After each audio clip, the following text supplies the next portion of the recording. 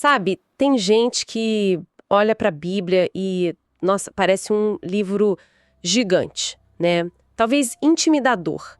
Coisa para teólogo, para especialista, mas tem uma história ótima, a do D.L. Moody.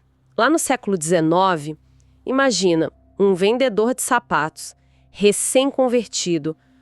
Numa reunião, ele mal conseguia achar os livros na Bíblia. E anos depois, Virou um pregador que, poxa, impactou multidões. Isso mostra bem que esse conhecimento não é algo inalcançável, né? e é justamente sobre como destravar esse acesso que a gente vai mergulhar hoje.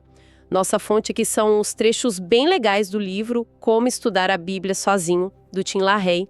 É um guia bem prático. A nossa missão, então, é entender como qualquer pessoa, mesmo sem formação teológica, pode ler, pode compreender e, mais importante, aplicar a Bíblia no dia a dia. Encontrar clareza, sabe? Aqueles insights que mudam as coisas. Preparamos essa análise pensando em quem busca essa profundidade, mas de um jeito direto ao ponto. Então vamos lá. O LaHaye argumenta que o sucesso e até a felicidade na vida cristã está muito ligado a conhecer e praticar o que a Bíblia ensina.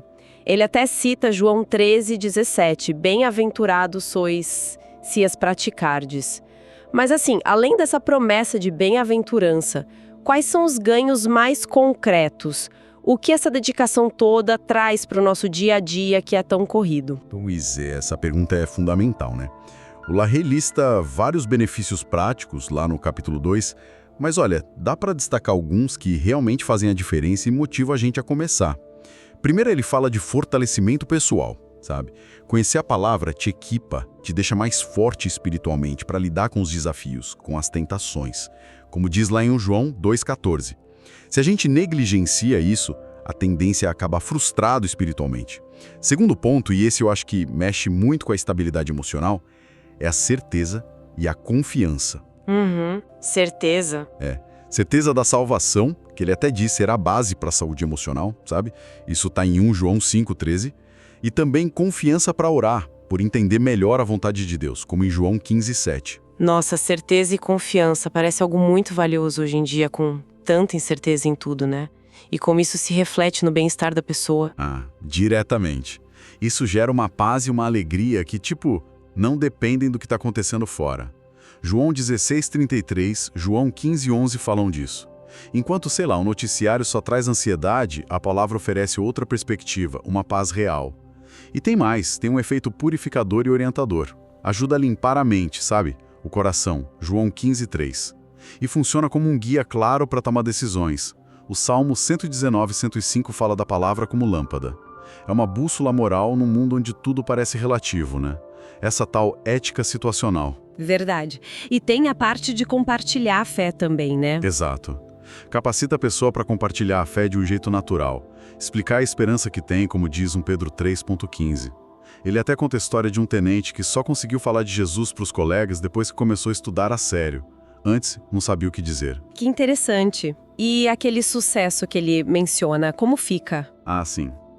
Mas não é sucesso tipo fama e fortuna, necessariamente. É um sucesso no sentido mais profundo, de bem-estar, de ter uma vida frutífera, sabe?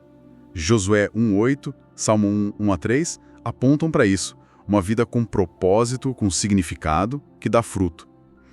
Ele até cita um neurocirurgião super ocupado que considerava os 20, 30 minutos que passava com a Bíblia de manhã como o investimento mais crucial do dia. Dizia que potencializava todo o resto. Faz sentido. Basicamente, é isso. Conhecer a palavra traz força por dentro, paz, clareza e um senso de propósito. São ganhos muito reais. Ok, os motivos são ótimos, convencem mesmo. Mas aí vem a prática. Como começar sem se sentir, perdido nesse livrão todo? O LaHaye diz que a base de tudo é a leitura diária, né? O alimento, como já falou. Que dicas ele dá para criar esse hábito? Ele foca no simples, no que funciona. Primeiro, definir um horário e um local fixos. Pode ser de manhã, antes da correria, ou à noite para fechar o dia. Um cantinho tranquilo ajuda. E uma dica que eu acho bem legal: ler com um lápis na mão. Com lápis? Por quê? Para manter a mente ativa. Ajuda a não ler no automático, sabe? Você está ali, com lápis, pronto para sublinhar algo, fazer uma anotação se alguma coisa chamar a atenção. Evita aquela leitura passiva, que entra por um ouvido e sai pelo outro. Gostei dessa do lápis. É uma ferramenta para manter o foco. E ele recomenda alguma outra ferramenta para a gente processar o que leu? Sim, e essa é chave. O diário espiritual. Ah, o diário. E não precisa ser nada complicado, viu? Uma caderneta simples resolve.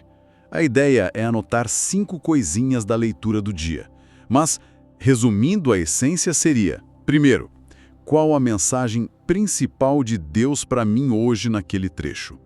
Segundo, encontrei alguma promessa? E atenção aqui, né? Ver as condições se aplicam a mim. Tipo 1 João 1,9. A promessa de perdão tem a condição de confessar. Terceiro, tem alguma ordem clara para obedecer?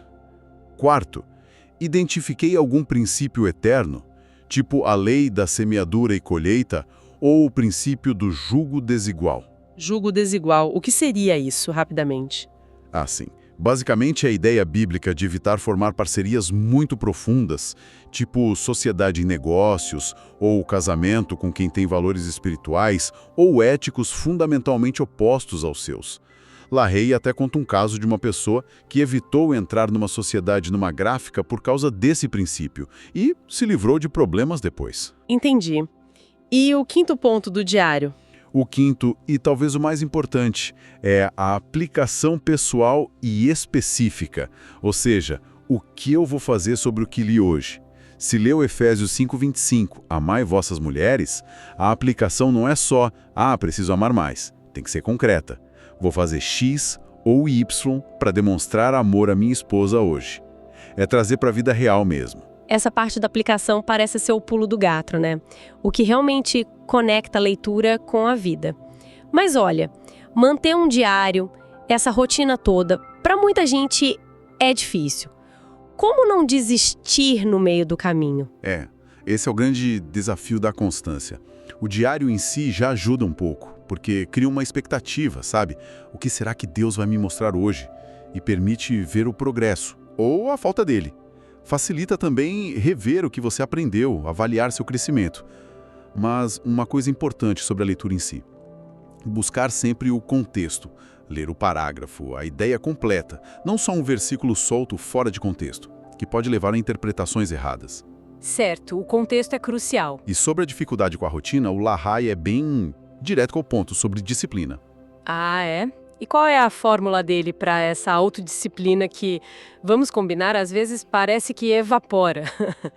Ele tem 3 pontos que ele considera, assim, infalíveis. O primeiro é ler mesmo sem vontade. Sério? Mesmo sem vontade nenhuma?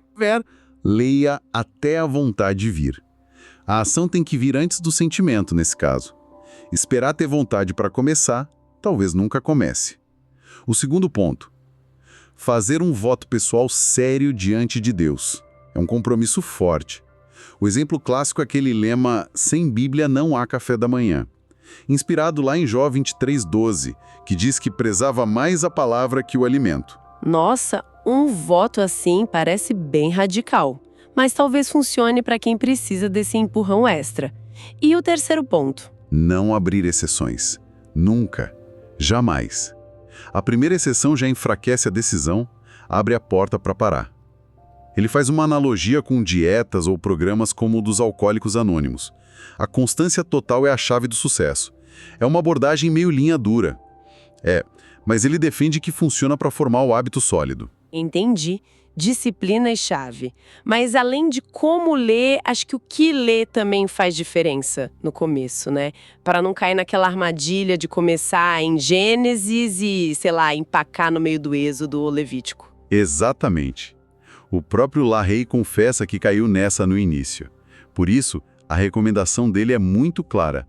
Comece pelo Novo Testamento. Pelo Novo. Por quê? Porque foi escrito para nós, cristãos dessa era da graça. O Velho Testamento é fundamental, claro, é a base. Mas o Novo Testamento nos dá a lente correta para entender o Velho depois. Ele oferece a base da nossa fé de forma mais direta. Faz sentido. E dentro do Novo Testamento, ele sugere alguma ordem específica para quem está começando, para não se perder também? Sim, ele tem um plano bem lógico para o primeiro ano, focado em construir essa base sólida. A sugestão inicial dele é assim. Primeiro, lê 1 João. É um livro curtinho. Lê 7 vezes seguidas, uma por dia. O foco ali é da certeza da salvação. 7 vezes o mesmo livro? É para fixar mesmo essa segurança. Depois, lê o Evangelho de João 2 vezes.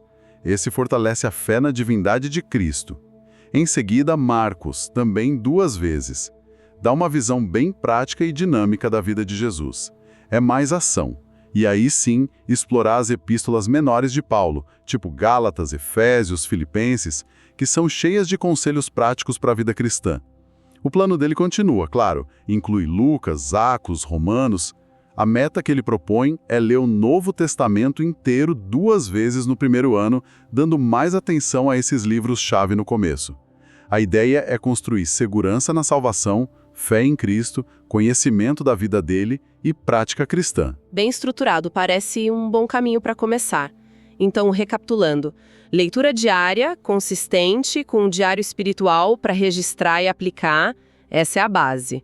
Mas para ir além disso, para ser aquele obreiro aprovado que Paulo fala em 2 Timóteo 2,15, que maneja bem a palavra da verdade, ele fala em estudar a Bíblia. Como dar esse passo sem precisar, sei lá, fazer um seminário? Exato. A leitura alimenta, o estudo aprofunda. E ele apresenta métodos que são acessíveis, sim. Dá para começar com 2 bem práticos. O primeiro é o estudo livro por livro. Você escolhe um livro bíblico, de preferência um mais curto e prático no começo, tipo Filipenses ou 1 Tessalonicenses. Aí você lê esse livro várias vezes. Muitas vezes mesmo, umas 10 ou mais, para pegar bem o fluxo dele. 10 vezes? Uau! É para internalizar. Depois dessa leitura repetida, você começa a investigar com umas perguntas-chave. Quem escreveu? Para quem? Por que escreveu? Tinha algum problema específico acontecendo? Qual foi a solução ou o ensino principal? Qual a mensagem central do livro todo? O objetivo é captar a essência daquele livro como uma unidade. Entendi. E o outro método? Eu estudo por capítulo. Você pega um capítulo que seja bem rico em conteúdo, por exemplo, Romanos 8 ou João 15, e faz algo parecido. Lê o capítulo repetidamente umas 10 vezes também. Depois, analisa. Qual é o tema principal desse capítulo? Quem são as pessoas ou figuras envolvidas? O que esse capítulo revela sobre Cristo, sobre Deus, sobre o Espírito Santo? Qual seria o versículo-chave? Tem promessas aqui? Ordens? Algum erro que eu devo evitar? Exemplos a seguir? E, claro, sempre termina com qual a aplicação pessoal disso para minha vida. Parece um mergulho bem mais focado, mas ainda assim algo que dá para fazer sozinho, com tempo e dedicação. E se a pessoa quisesse estudar um tema específico que está passando, tipo, sei lá, como lidar com o medo ou o que a Bíblia diz sobre o perdão? Ah, aí entra outro método muito útil, o estudo tópico. E para esse, uma ferramenta se torna quase essencial, uma chave bíblica ou concordância bíblica. Concordância, tipo um índice gigante. Exatamente. É um livro, ou hoje em dia um recurso digital, que lista todas as ocorrências de uma palavra específica na Bíblia. Então você quer estudar perdão. Vai lá na concordância, procura perdão, perdoar, e ela te dá todas as referências. Você anota os principais versículos, lê eles no contexto, compara, e aí começa a ter uma visão bem completa do que a Bíblia inteira ensina sobre aquele tema. Isso traz uma clareza enorme. Evita pegar um verso isolado e fazer ele dizer o que não diz. Legal. E além da concordância, ele sugere outras ferramentas. Sim, ele reforça a importância de ter uma boa tradução da Bíblia. Uma que seja fiel aos originais, mas também compreensível hoje. Existem várias opções boas em português. E sugere também, para quem quer aprofundar, ter à mão um manual bíblico, tipo o do Halley, que dá um panorama histórico e contextual de cada livro. E talvez um dicionário bíblico, para entender melhor termos, costumes, lugares da época. São ajudas valiosas. Certo. E falando em entender corretamente, ele menciona um termo que parece meio técnico. Hermenêutica. Parece complicado. O que é essencial saber sobre isso para quem está começando? O nome assusta um pouco, né? Mas hermenêutica é basicamente a ciência ou a arte da interpretação correta do texto. LaRey simplifica bastante. A regra de ouro que ele cita do Dr. Cooper é: interprete literalmente sempre que possível. Se a Bíblia fala de pedra, pense numa pedra, a menos que o contexto deixe óbvio que é uma figura de linguagem. Ah, tipo quando Jesus diz, eu sou a porta. Exatamente. Ninguém acha que Jesus era uma porta de madeira. Ali o contexto indica claramente uma metáfora. Então a regra é literal onde dá, figurado onde o texto pede. Além disso, duas coisas básicas. Primeiro, sempre respeitar o contexto. Ler o que vem antes e o que vem depois do versículo é fundamental para não distorcer o sentido. E segundo, aprender a reconhecer as figuras de linguagem mais comuns, como metáforas, Jesus é a porta, nós somos o sal da terra, e símiles, que usam como ou assim como, tipo, envio-vos como ovelhas. São princípios simples, mas que evitam muitos erros de interpretação. Entendido. Literal como regra, mas atento ao contexto e às figuras de linguagem. Parece um bom kit básico de interpretação. Ok, então o caminho é leitura diária e consistente com o diário, depois um estudo mais focado, seja do livro, do capítulo ou de um tema, usando algumas ferramentas e prestando atenção à interpretação. O LaRey oferece mais alguma dica para, dar um turbo nesse aprendizado, acelerar um pouco? Sim.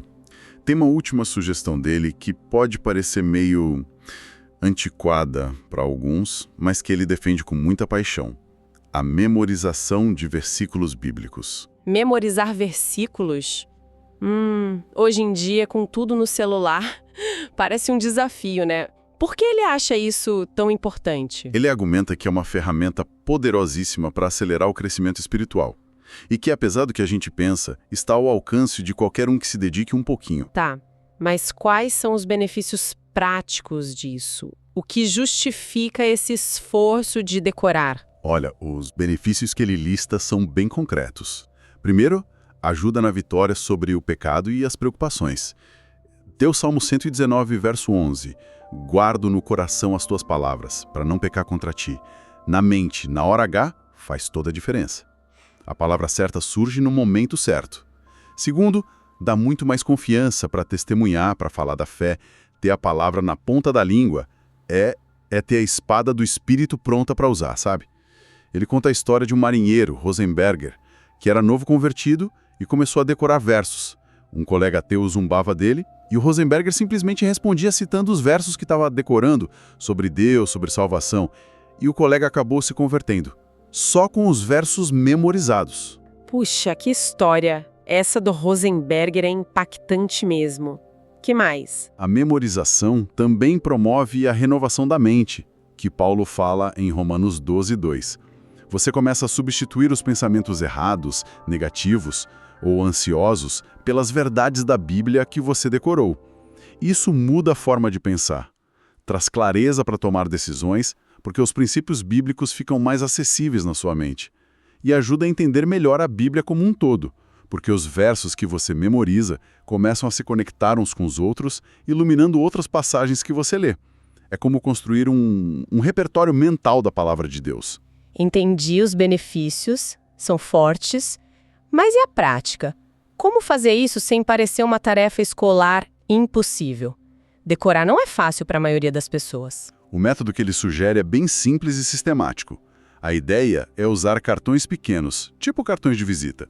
De um lado, você escreve o versículo completo, do outro, a referência, livro, capítulo, verso e um tema ou palavra-chave, tipo paz, confiança, perdão. Cartõezinhos. E você memoriza tudo junto. O tema, a referência e o verso. O foco não é decorar dezenas de uma vez, mas talvez uns 3 versos novos por semana. Pouco, mas constante. O grande segredo, segundo ele, é a revisão sistemática. Você revisa os versos novos várias vezes ao dia, os da semana anterior revisa todo dia por mais uma semana, depois passa a revisar uma vez por semana e os mais antigos uma vez por mês. É um sistema para ir transferindo da memória de curto prazo para de longo prazo. Ele até fornece listas de versos importantes por tema para quem quer começar. Esse sistema de revisão parece fazer sentido. Com o método, talvez até a memorização se torne mais viável do que parece à primeira vista. Bom, resumindo então a visão do LaHaye que exploramos aqui, estudar a Bíblia sozinho não só é totalmente possível, como é transformador. Exige um investimento de tempo, claro. Ele até sugere algo como uns 35 minutos por dia, 15 para leitura, 15 para estudo, mais uns 5 para memorização ou meditação, mas ele argumenta que esse tempo dedicado a Deus não é perdido, muito pelo contrário. Ele cita Mateus 6,33, né? Buscar primeiro o reino e as outras coisas, incluindo a produtividade no resto do dia, seriam acrescentadas. Lembrei daquela frase do executivo que ele citou: eu não posso me dar ao luxo de não estudar a Bíblia. É um investimento prioritário. Exatamente essa a ideia. É um investimento com retorno garantido, na visão dele. E para a gente fechar essa nossa conversa, talvez fique uma reflexão para o nosso ouvinte. Pensando em todos esses métodos, esses princípios que a gente discutiu, leitura, diário, estudo, memorização, qual seria talvez um único e pequeno passo, uma pequena mudança na rotina, que poderia ser iniciada amanhã mesmo, para começar a destravar essa compreensão mais profunda da Bíblia? Será que seria começar a anotar só a aplicação pessoal no diário, por uma semana? Ou talvez escolher um versículo sobre um tema que está sendo desafiador agora e tentar memorizar usando os cartãozinhos? Ou ainda pensando naquilo que o LaHaye falou sobre a felicidade vir, de conhecer e praticar a vontade de Deus, onde, na próxima leitura bíblica que a pessoa fizer, ela poderia identificar um primeiro passinho prático, por menor que seja, para colocar essa vontade em ação. Acho que a grande jornada de transformação que a Bíblia oferece começa com essa decisão simples de dar o primeiro passo.